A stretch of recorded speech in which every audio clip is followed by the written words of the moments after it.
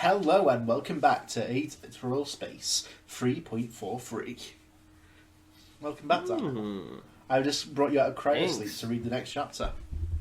So I have actually several questions I want to ask the viewers. So I'm going to put one at the beginning here, and then I'm going to put one at the end. So my first question is, what do you guys think Muzasi was like as a kid? Even if he had those same ideas of, like, might is right, he obviously wasn't as, like, stoic and, like, anime is now, probably. Like, what do you think child Muzasi was like? That's my first question. And then, recap, right? Yeah. Okay, so last time nothing happened. They were in a room, Dragon was explaining how the sponsor of war was going to blow up a planet, and then at the end, Deer came in and is, like, firing a cannon at them, in process. So, that leads us to where we are now. But if I know Tanhony, and I swear I haven't read, I might be wrong, but if I know him, it's probably going to switch back to Skipper and Chael now, instead of letting us know what happens after the cannon blows up. That's my estimate. So, let's see if I'm right. Some battles could be beautiful. Despite the bloodshed and suffering that inevitably bloomed as a result, combat could sometimes become an intricate dance, an impeccable... This only makes the song I was telling you about fit better in my head. I think that'd go really... You know what? I'm going to put it on while I read. This might you won't be able to hear it in Audacity. I think this might be after you mentioned that to me, so this one's probably in my mind. Yeah, alright. Hang on, I'm putting it on YouTube for me. No one else can hear it because it's copyright. But it's going to make me enjoy it more. Okay. An impeccable waltz of call and response that elevated it from common violence to something transcendent and true. This was not one of those... Oh, never mind. Pause. Music slowly stops. Yeah. Record scratch. This was not one of those battles. Skipper hurled one of the circular dining tables with a roar as the citizen sent another shower of blades flying his way. The blade shredded through the wooden table, reducing it to splinters before it could travel even 2 meters. That's such like a JoJo anime line specifying the measurement. Not even 2 meters! That didn't stop the travel of the blades either. Skipper was only to avoid meeting a similar fate to the table by blasting them off to the side with a split-second heartbeat shotgun. I don't understand, said Chael calmly as a silver blade the length of a spear grew from his elbow. You're clearly an intelligent man. You clearly understood the way this world functions. I assume understand? Yeah. And yet you insist on adhering to fruitless morality. He grabbed the spear and snapped it off his arm, pointing it towards Skipper. Doesn't he believe he's morally correct? What? Don't you understand? Don't you get it? The forces that press down on us will triumph if you hesitate for a moment! If you compromise for a moment! Skipper was grateful for the opportunity to take a breath. As he spoke, a distant alarm blared. I've compromised before, buddy. Didn't much care for it. Never doing it again. Chael narrowed his eerie red eyes. Then you'll make a virtuous corpse. Well, that's a good fucking line. He hurled a spear and Skipper went to dodge, blasting himself upwards with twin heartbeat shotguns from his palms. He went flying, reaching the rafters from the force of the blasts. But that wasn't enough to dodge this time. The spear lodged itself in the wall, and a second later erupted into a chaotic mass of similar blades. Like a grasping plant of steel, the area of the attack covered several miles, and reached high enough that it almost stabbed through Skipper's several meters, and reached high enough that it almost stabbed through Skipper's dangling feet. Oh, Skipper thought, trying not to think of just how close he'd come to losing his legs. That's good to know. It wasn't just Chael's skin. He could produce blades from the blades he'd already shot out. He couldn't imagine Chael had been... Okay, this is reminding me of a Caleb City video. Remind me to show it to you after this. He couldn't imagine Chael had been holding back with that attack, so just from eyeballing it, he could produce around several generations of blades from the original source. 7 generations. Sorry. Fuck, I don't know what's wrong with my reading. It was good to know, but it also suggested that Skipper was more screwed than he'd originally anticipated. Well, he had a classic solution for that. Heartbeat bayonet. The invisible sword shredded through the mass of blades like a... Oh, it's invisible? Like a whirling ribbon. The sound of shattering steel filling the room. That's so cool, because, like, I didn't think about it. I guess it's like airbending, yeah? Where, like, yeah, we the viewer can see it, but, yeah. Like... Yeah, but they can't. It's invisible. Oh, Skipper OP. There's no green aether goop being thrusted. Oh, that's so scary! It's invisible. You might see, like, a crackle of green aether, but then the invisible sword gets you. That's so fucked. The blades were more fragile than Skipper had expected, deadly sharp, but broken with just the slightest persuasion. As the broken pieces of metal hit the floor, they crumbled into gray dust, which then dissipated into similarly gray aether. Skipper let go of the rafters and fell back down to the ground, blasting Chael with as many heartbeat shotguns as those seconds would fill. In response, more blades erupted around the citizen's body, creating a metal cocoon that provided a shield against Skipper's attacks. Each shot sent showers of metal shards flying off the mass, but the overall shield held firm. That was fine. Skipper had only intended this as a distraction anyway. In the last second before he hit the floor, Skipper let out an aether ping, a surge of green aether erupting from his body and spreading out into every section of the ship he could reach. He needed to get the lay of the land before he could focus on the battle before him. Aether users on the ship, he could feel their presence as if brushing over them with invisible hands. The first was Chael, here in the function room, no surprises there. Skipper had always thought of the sensation granted by his aether ping as something like a taste, but he knew that wasn't quite true. Just a kind of synesthesia to allow his mind to comprehend an alien sense. Still, he couldn't deny that the cold metal flavor emanating from Chael's aether was fitting. The second aether user was the fifth dead, somewhere below deck. What the hell was he doing? There was something of a situation up here, and he was nowhere to be seen. The ping reached some aether constructs that gave off the same flavor as the fifth dead, like a stew that changed its contents every few seconds. Those constructs were the animals that he'd summoned before, no doubt. Was he fighting too, then? So how is that recording or altering? How is he doing the animals? So, what he does there, there'll probably be explained in more detail later, but it's not really spoilers. So he records an animal, alters its properties so it behaves in exactly the way he wants it to, and then he calls it out when he wants it. So these are technically real animals, not just like at some point they were, orange. Yeah. But you couldn't really consider. Oh, so he turned them into aether. Yeah, that's so. Fifth Dead goes to the zoo lake. Hippo, please. Hippo, please. He's banned from every zoo in the fucking galaxy. Those constructs were the animals that he'd summoned before, no doubt. Was he fighting too, then?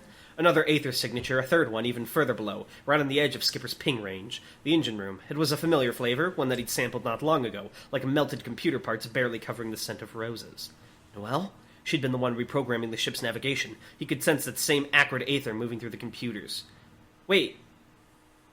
So if the citizen succeeds, Dawnhouse will not ram into the planet, right? It will ram into the buildings instead. Yeah, but it won't blow up the planet. It won't blow up. So ideally, Skipper does not know. Our ideal situation until the sponsored war is dead is if Noelle pulls it off. Mm. You could sense that same acrid aether moving through the computers. He didn't sense a fourth aether user. Either the illusionist had made a run for it then, or he couldn't be certain of their identity yet, was still here and just cloaking their aether. The latter explanation was unlikely. Illusions would take a lot of aether, and using the same amount to cloak that aether was just impractical. He'd have to look into that later, then. The cocoon of steel exploded outwards, metal spikes flying in every direction. And he... Oh, you know what? Theory time. Yeah. Interesting that he mentions the aether just disappeared, and that they don't know the other identity. Now, this is kind of a crackpot theory that I have no evidence for. But we already know Serena and Bruno exist and are like a Doppio situation with different aether. What's to say that Mr. Chael here doesn't have something similar? It's an interesting theory. And using the same amount to cloak that aether was just impractical. Okay. The cocoon of steel exploded outwards, metal spikes flying in every direction. Any trace of the room's dignity had already been wiped away, but the spikes gouged away at whatever was left.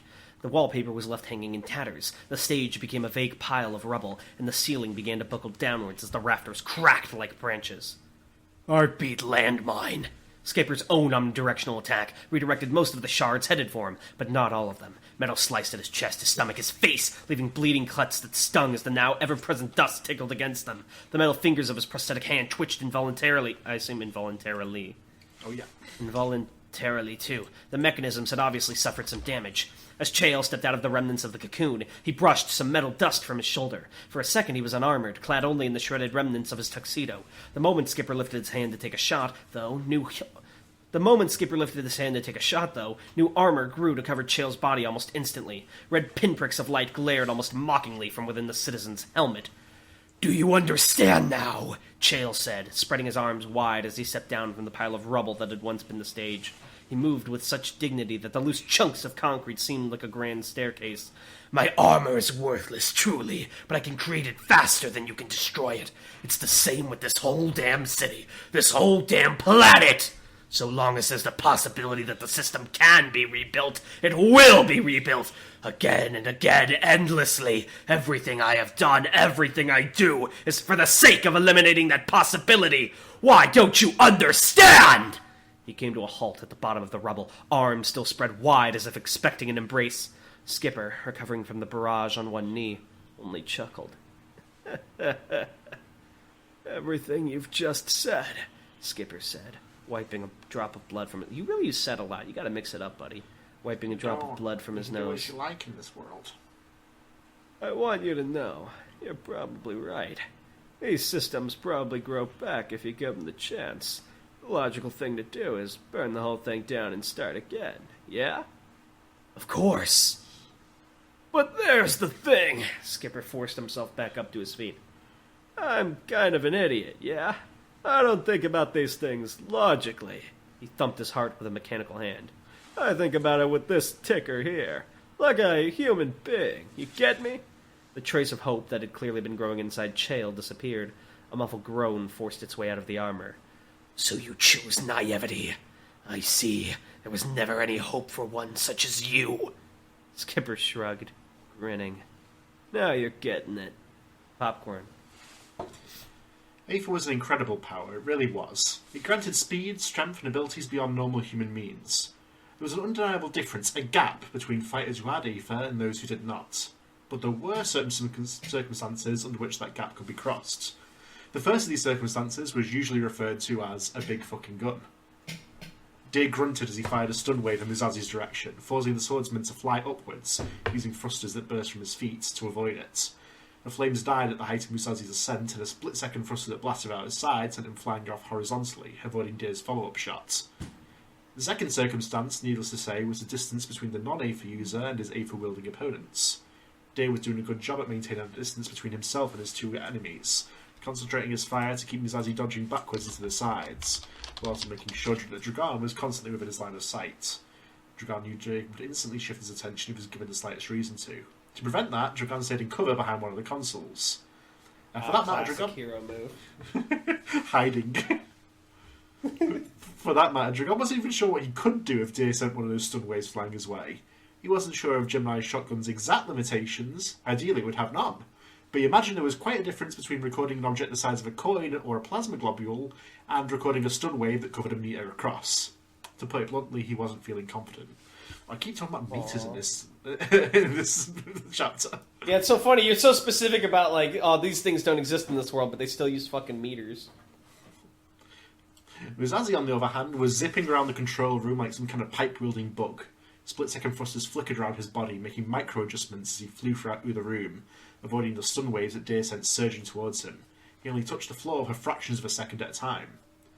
Even so, though, it was obvious that Muzasi wasn't in his best condition. He'd been imprisoned here for a while now, after all, and Dragan doubted he'd gotten much in the way of nutrition while he'd been this place's honoured guest. The third condition was exhaustion, then. In the right circumstances, very right circumstances, all clumped together, a normal person with a gun could hold their own against an Aether user. The gun in this case was a truly massive cannon, which didn't hurt either. Dragan gulped, making himself as small as he could behind the cover. He tried to ignore the sounds of the battle as he fought. Options. What were his options? He could try to run for it. Well, but again, he could try to run for it because he already sort of thought about this. But if Deer didn't stop him, Muzasi definitely would. And even if he somehow got away, he'd be leaving empty-handed, making this whole exercise pointless. He glanced towards Patel, still slumped over in his chair, unconscious again, clearly. The shockwaves produced by the stun cannon sent the bomberman's seat flying into the corner of the room. Even the deafening sounds of the battle, Patel showed no signs of stirring, so he wouldn't be much help.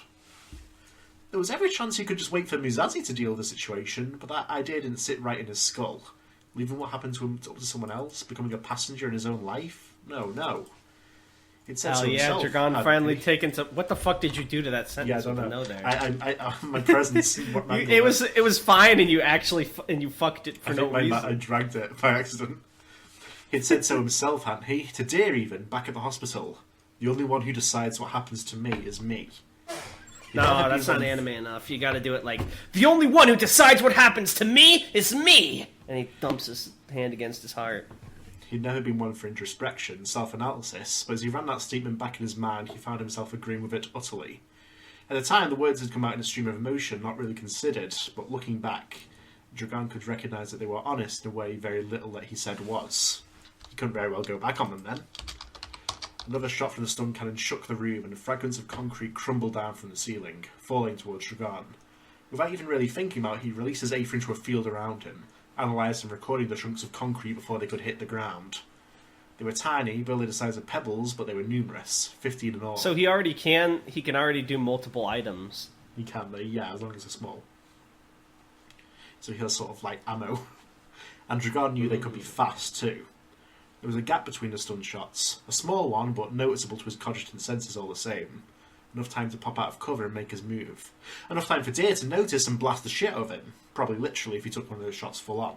Best not to think about that. I can't believe Dragan's activating bullet time. Or Red Dead Redemption power, whatever you want to call it. The stun cannon fired. Muzasi narrowly zipped out the way of the shot, but was forced to retreat towards the back of the room in the process. The moment the stun wave passed Dragan's position, he leapt to his feet. Muzasi was tired. Muzasi was at a distance. Muzasi was a melee fighter. But Dragan was none of those things. He found himself looking right into Deer's eyes. The distance between them was much shorter than he'd originally thought. Perhaps 2 meters. This guy with his meters. Always a meter or 2. It's never 3. If he made a run for it, there was a good chance he could reach the Scourge Chief. But he was unconfident enough in his ability to do that. Deer's eyes narrowed, and the angle of the stun gun adjusted to face directly towards Dragan. The Scourge Chief's finger tightened around the trigger. This is a new one. This isn't canon. It's new. Heartbeat shotgun, Gemini shotgun. I wonder who this guy takes after. Thinking emoji. It's always been Gemini shotgun. It was Gemini cannon the first time. No. Yeah, look it up. Here, what chapter was the original thing in? I don't remember the exact chapter, but I know it was Gemini shotgun. I'm confident because think about it. It doesn't make sense if it was a shotgun when it was one anyway, right? Because a shotgun is multiple you mentioned bullets this, at yeah. once. You mentioned this at the time. I don't think so. I think you're gaslighting me. I'm not. I'm going back. I'm going back to it. Yeah, but you can edit it if I can't see it. I'm not going to edit it. You can go back in the video and see. Which video was it? I'm trying to find out. Alright, well, we're in the middle of this reading, and we'll do it afterwards. Okay. But 14 chunks of concrete materialised over Dragan's shoulder with resounding bangs, flying towards Deer with incredible speed, leaving streaks of sparking blue aether behind them. The speed of the original fall enhanced by aether infusion. Dragan hoped it would be enough. It wasn't. The projectiles were fast, but Deer had the physical speed of a Taldan prize fighter. He adjusted his footings a moment, shifting the cannon in his hands so that the side of the barrel served as a shield between himself and the projectiles. Rat-tat-tat. The pieces of concrete bounced off the metal cannon, leaving modest dents in its surface as they ricocheted to embed themselves into the walls and floor. Even the damage to the gun, Dragan knew that it wouldn't have been enough to disable it. The slightest sense of triumph leaked into Deer's stoic expression. That was his fatal error. As expected, Deer had shifted his attention away from Muzasi as soon as Dragan poked his head out. Deer's eyes had moved in his direction. Deer's gun had moved in his direction. That left an opening right to be exploited. Didn't he reverse that when he turned it sideways to block the shot? Wouldn't the thing be facing Muzasi again? But it's not really facing anyone at the moment, it's just sort of held up against him. There was a flash of white aether from the edge of Dragan's vision, and a second later, Deer wasn't alone in his view. A toy Muzasi had appeared next to him, the remnants of a full-power thruster still dissipating from his back. He held the pipe in both hands, raised it high above his head. Aether was an incredible power, it really was. It granted speed, strength, and abilities beyond normal human means. There was an undeniable difference, a gap between fighters who had Aether and those who did not. There were certain circumstances in which that gap could be crossed, but a moment of lost focus rendered them all moot. The pipe came down, and Deer caught it in his hand, moving with the same speed he must have used to throw a punch in the Taldan fighting rings.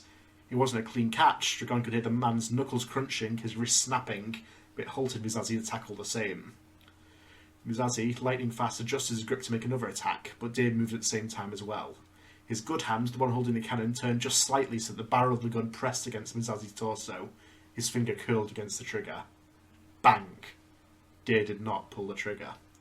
For a moment his brow furrowed as if he were confused, and then he was staggered backwards, the cannon falling to the floor with a resounding clang. The hand that had been holding it went to his throat. There was a hole there, right on the side of his neck, even as the blood ran from it, creating a slick trail on the floor, One could see the other side of the room through the wound.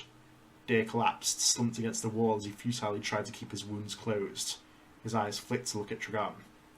Dragon panted heavily, staring at Deer as the secretary's breathing gradually but inevitably slowed. He had fired his 15th shot, the 15th chunk of concrete that is kept in reserve just in case. Just like Deer, he couldn't help but stir.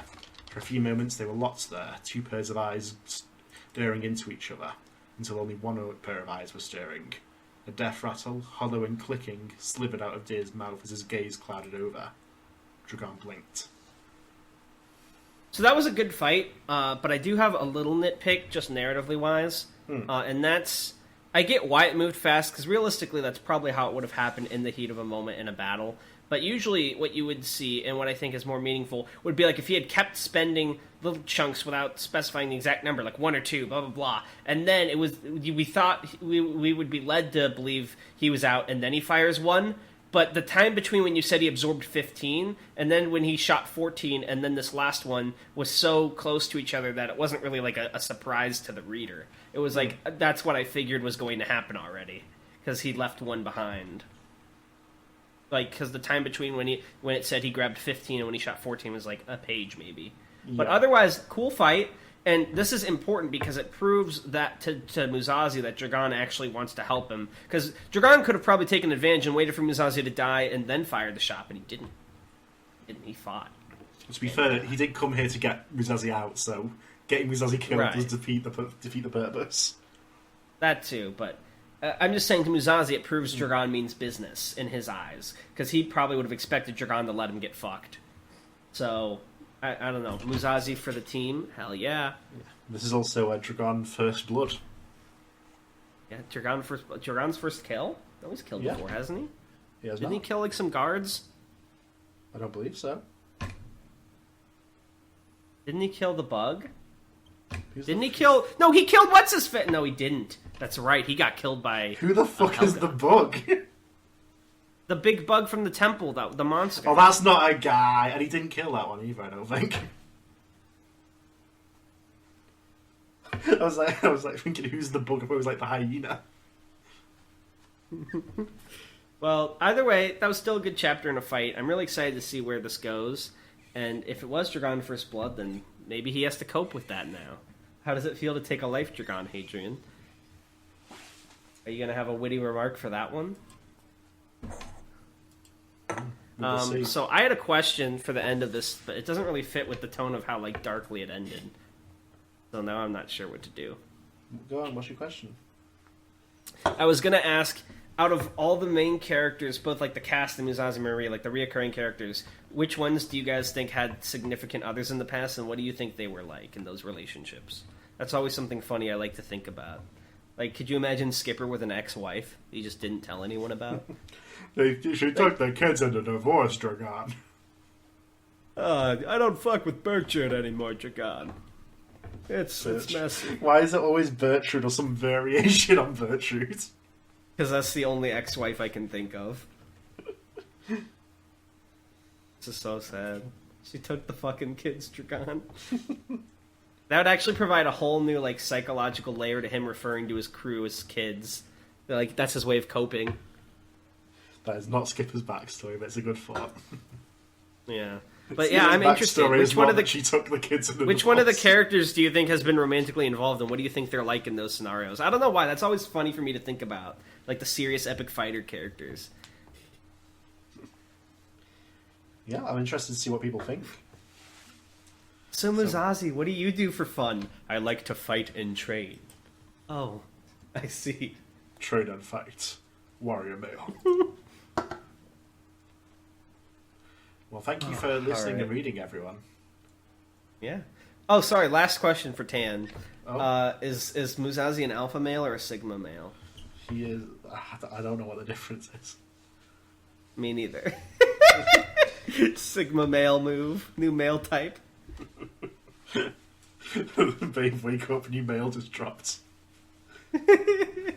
Alright, bye everybody. Bye.